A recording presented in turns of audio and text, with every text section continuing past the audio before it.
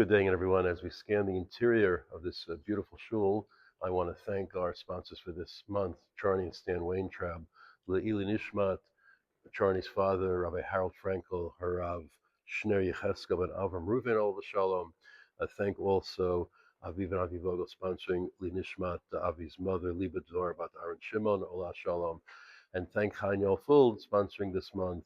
Le'ili Nishmat, their beloved son Hillel, Ol Shalom, Ben Yol Yaakov Sheyichya, whose yard site is next week, and also as a schut for their son Benjamin and all our soldiers fighting in the IDF.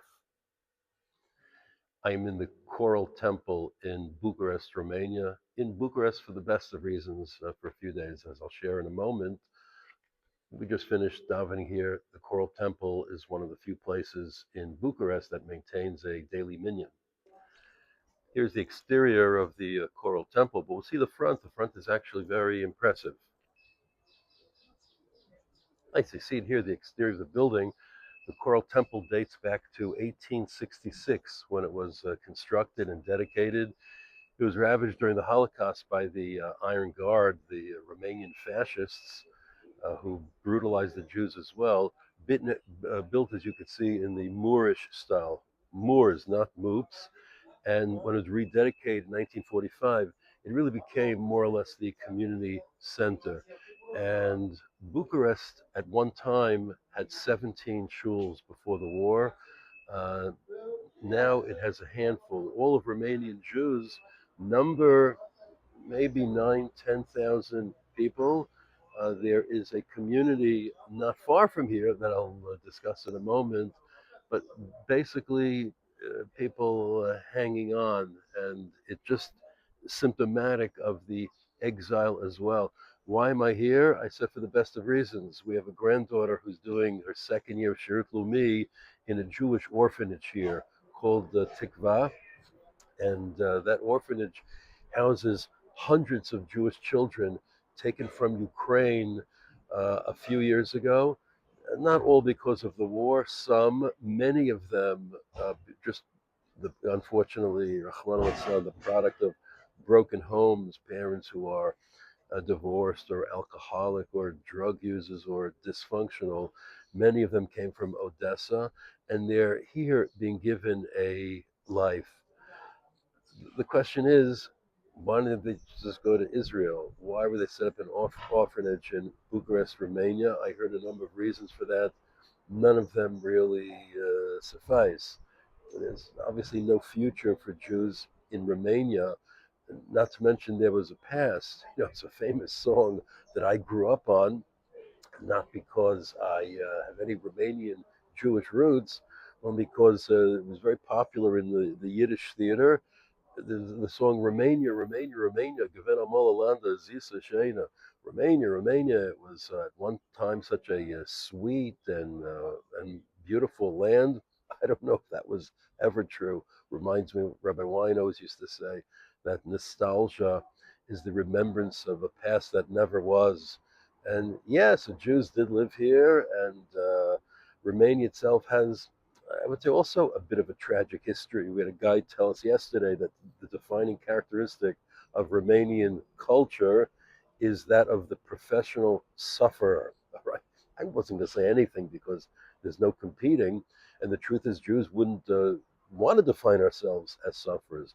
But all their songs and their literatures, how bad things were, and there's no doubt it wasn't easy. They've been conquered many, many times.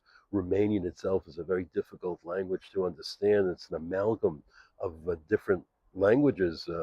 Our guide said, think of Italian that's been hijacked by Bulgarians, and then it's 2 or 3 centuries later. So it's a language that mixes words from many languages. Has very difficult pronunciations, but nevertheless, you wonder why Jews remain in such a place. Jews lived in Romania since Roman times, but never were allowed to become citizens until after World War I. They suffered under the fascists, many of whom were Romanians. They suffered under communism for many, many years. But it reminds me of something that I saw in Aim Habonim Smecha. Rav Teichtal writes that The land of Israel is called Aim Shel Yisrael. It's our Ima, it's our mother. The Galut is an Aim Choreget, it's a stepmother. And the question becomes, why have we for so long always preferred the stepmother to the mother? The case in the Gemara, by the way, in Yerushalmi and Brachot, as Rav Kahana, who came from Bavel, was not recognized in the land of Israel. In fact, he was mistreated, and then he went back to, he asked, can he go back to Bavel?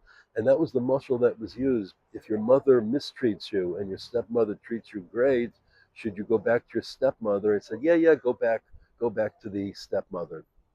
Well, the stepmother means it's not really our mother. The stepmother means that at a certain point, the stepmother's going to reject you and go back to the children, her natural children. And that's what has happened in every society in which we have lived. The Medrash says on the pasuk in Kitavo that banecha uvnotecha nitunim le'am acher. Medrash says al tikrei am acher ela aim acher, that your sons and your daughters were given to another nation.